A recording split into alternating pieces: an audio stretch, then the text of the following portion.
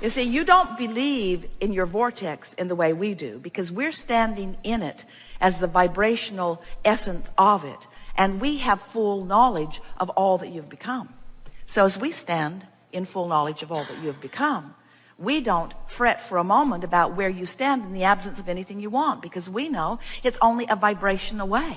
You say, oh, it's not just a vibration away, it's a manifestation away. It could be years. And we say, only if you're diligent about poking around where you are.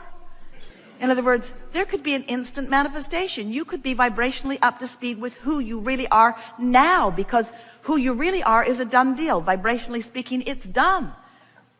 But you mostly don't do that because we love you very much. You are so hung up on what is.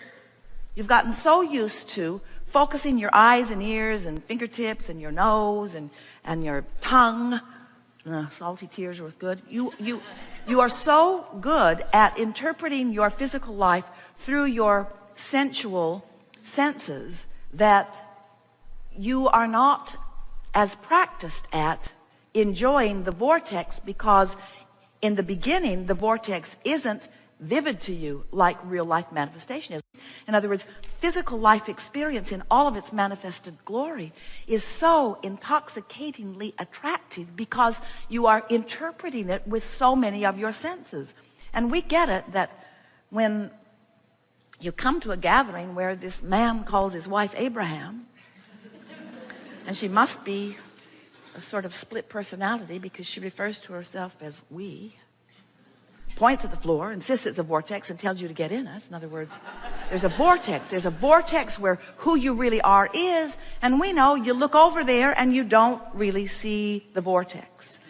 Because it's a concept that we are painting for you, but it's a reality that you can vibrationally translate into immediate emotion. In other words, when you're in the vortex, you feel clear. When you're in the vortex, clarity is your experience. When you're in the vortex, you feel vital and alive. You feel love.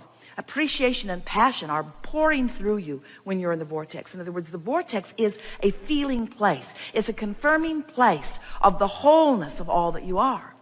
And if you like that feeling enough that you're willing to give up some of the reality that's more vivid, like car crashes and roadkill,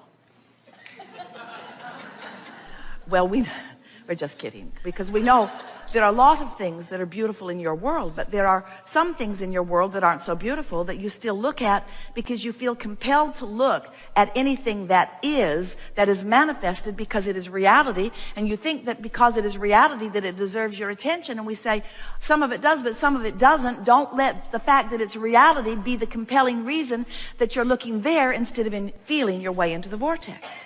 And as you make the decision that you're going to spend less time focused upon what is, especially if some of what is isn't pleasing to you. And you know, it's funny. You don't just focus upon what is, you focus upon your imagination of what is going to become that you're not going to like even more. In other words, oh, it's bad now, but it could be so much worse. And so we just want to bring your attention to the fact that you're really good at the what isness, and even at using your imagination about the negative what isness.